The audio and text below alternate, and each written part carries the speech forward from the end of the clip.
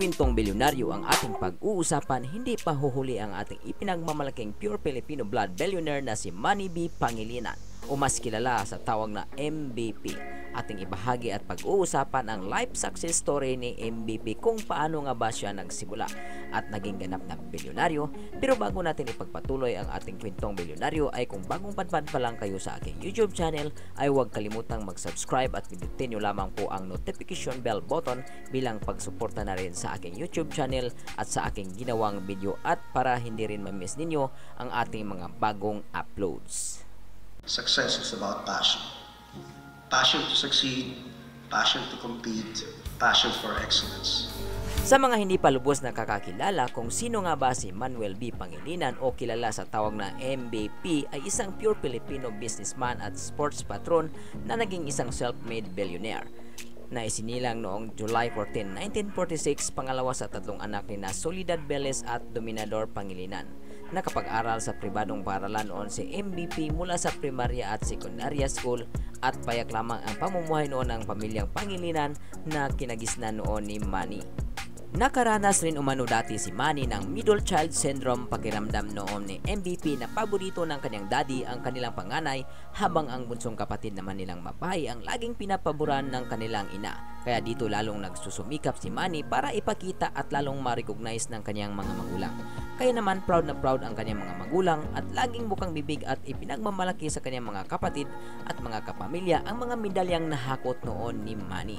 Nag-aaral noon sa Ateneo ang binatang si Manny sa kursong Bachelor of Arts degree in Economics at nagtapos bilang cum laude dahil na rin sa kanyang mataas na pangarap at gustong tularan ang tagumpay na nakamit ng dalawang kanyang iniidolo mula sa kanyang lolo na nagsimula bilang isang public school teacher at hanggang naitalaga bilang undersecretary ng edukasyon noong 1953 sa ilalim ng pamumuno noon ni Elpidio Quirino at kanyang amang si Dominador na nagsimula at nanilbihan bilang messenger noon sa Philippine National Bank at hanggang sa napromote bilang Senior Vice President ng PNB at kalaunay naging isang presidente ng Traders Royal Bank. At dahil uhaw sa karunungan at porsigidong mapalawak ang karanasan ni Manny, nagpaalam siya sa kanyang ama at hinimok na payagan siyang mag-aral ng MBA o Master of Business Administration degree sa US. Subalit hindi umano kayang tustusan ng kanyang ama ang nais ni Manny dahil may kamahalan ito. Ngunit sadyang pumanig pa rin ni Manny ang kapalarang kanyang tinutugis dahil may isang scholarship competition noon ang isinagawa ng Procter & Gamble Philippines at si MVP ang nagwagi at nakasungkit ng nasabing scholarship sa isang pinakasikat na Wharton University of Pennsylvania at matapos ang 2 taon na kumpleto ni Manny ang kanyang MBA degree. Makalipas ang 2 taon at nabuo ang MBA degree ni MVP ay agad bumalik ito sa Pilipinas, nagbakasakaling makakuha ng trabaho sa kumpanyang nagtusto sa kanya sa US. Ngunit dito maranasan ang kabiguan ni Manny noon sa kabila ng kanyang mataas na pinag-aralan ay bigo siyang makapasok sa kumpanyang nagdala sa kanya sa Wharton University. Subalit sa kabila ng kanyang kabiguan, may isang oportunidad na nagbukas para sa kanya, agad pinatulan ni Manny ang sahod na 1,000 kada buwan sa isang investment company sa ating bansa. At nanilbihan siya noon bilang isang executive assistant ng isang presidente sa nasabing investment company. Hindi man ito ang posisyon o trabaho na nais ni Manny sa kabila ng kanyang mataas na pinag-aralan, ngunit hindi siya nagdalawang isip na sunggaban ang pagkakataon dahil na rin sa kakulangan ng work experience. At sa kanyang unang sahod, ibinahagi ito sa kanyang lola na tuwang-tuwa naman dahil sa lahat umano ng kanyang apo, tanging si Manny lamang ang nagbigay ng sahod sa kanya.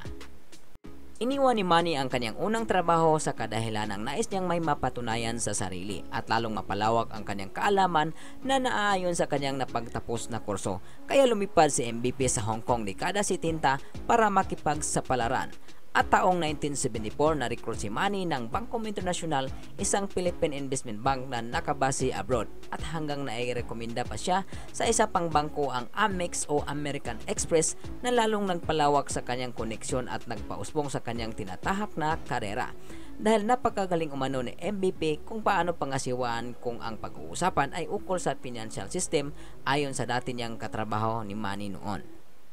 Dahil sa husay na pamamahala ni MVP sa negosyo, nakuha agad ni Manny ang lubos na tiwala ng pamilya Salim ng Indonesia, lalo na ang taong pangunahing tagapagmana nito na si Anthony Salim na nagustuhan umano ni Anthony lahat ng mga idea at trabaho ni Manny. kaya lubos itong nagtiwala sa ating magaling na kababayan. At dito na naglaan ang pondo si Anthony para kay MVP at dito na naisilang ang First Pacific Company, unang nabuo sa Hong Kong na pinangasiwaan at tinaguyod ni Manny noon habang ito'y nagsisimula sa 6 lamang na empleyado. Sa ilalim ng liderato ni MVP, lalong lumago ang kumpanyang First Pacific at taong 2006 umabot na sa 60,000 na empleyado na nagsimula lamang sa 6 at umabot na sa $8.6 billion ang halaga ng kumpanya taong 2012.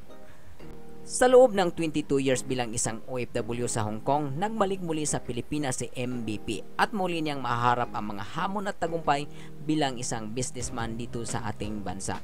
At nagawa pa niyang maisalba ang PLDT noon na lubog na sa utang, subalit sa kabila ng mga hamon sa pagresolba sa krisis na naranasan noon ng kumpanya, muling naibangon ni Manny ang PLDT at sa ngayon maituturing na most valued telecommunication company sa ating bansa. Hindi sa lahat ng pagkakataon nagbunga o matagumpay ang mga kumpanyang pinanghahawakan noon ni MVP. Naranasan rin niyang dumanas ng krisis ang pag-aaring kumpanya at umabot pa sa punto o pagkakataong ibinta ito para muling maisalba ang iba pang kumpanya na nanganganib rin sa krisis pang ekonomiya. Dahil sa malawak ang kanyang karanasan sa pagninegosyo, lalo pang lumago at lumawak ang mga kumpanyang isinilang ni MVP dito sa ating bansa, gaya ng Metro Pacific Investments na nangangasiwa sa water supply, power supply, toll roads at hospitals at maging ang minahan, komunikasyon, TV station at iba pa na pinanghahawakang kumpanya na pag-aari ni Pangilinan. Isa si MVP ang nasa utak sa Team Gilas Pilipinas na lubos na sumusuporta sa ating mga atletang Pinoy dahil sa pagkahilig nito sa sports at binuo rin niya ang MVP Sports Foundation na layuning magbigyan ng pagkakataon ang mga batang atleta na ma-showcase ang kanilang mga talento sa larangan ng sports at maipagmamalaki ng ating bansa. Bagaman kahit sa sobrang yaman ni Manny, nanatiling simple ang kanyang buhay. Sa katunayan, kahit isa siyang bilyonaryo at napabilang sa list of Filipino billionaires ng Forbes taong 2013, the Philippines 50 richest na umabot sa $105 million ang kanyang net worth, nanatili pa rin mapagpakumbaba at kanya pang ipinasilip ang kanyang simpleng apartment sa Hong Kong na kanyang tinawag na Espacio Sanctuary. Napakalinis at sobrang organisado mula sa living area na nakahilera ang kanyang mga work prize, mga trophies, walk-in closets, master bedroom, malinis at malawak na dining area para sa kanyang mga bisita. At kanyang mini office, very special na tulad niyang workaholic dahil ito'y unparalleled view sa syudad. Hindi mo nga naman lubos akalain na ang isang bilyonaryo ay nakatira sa isang apartment lamang. Kadalasan kasi mga billionaire ay palakihan at pabunggahan ng mga tahanan, ngunit iba ang taste ng MVP na ating kilala dahil siya yung tipo ng bilyonaryo na hindi showy sa kanyang mga accomplishments sa buhay. At pag-aari rin ni MVP ang hybrid car na mula sa Amerika, ang Tesla Model S, isang electric vehicle na nagkakahalaga ng mahigit 4.2 million pesos. Gustong-gusto ito ni Manny dahil environmentally friendly ito at bukod pa ito na siguro ang futuristic car na mag-ahari sa susunod na mga taon kung magkaroon na ng maraming charging station sa ating bansa. Nalayunin rin ni Pangilinan na makabuo ng ganitong station unit sa buong bansa at mga negosyo dahil bukod sa environmentally friendly vehicles, less maintenance po ito. Yun lang po ang ating kwento ukol sa life success story ni Manuel B. Pangilinan, kung paano siya nagsimula at naging bilyonaryo. At kung nagustuhan ninyo ang aking ginawang video ngayon, ay huwag kalimutang mag-iwan ng likes at i-comment nyo lamang ang inyong mga suwestyon para sunod nating pag-usapan. Maraming salamat po.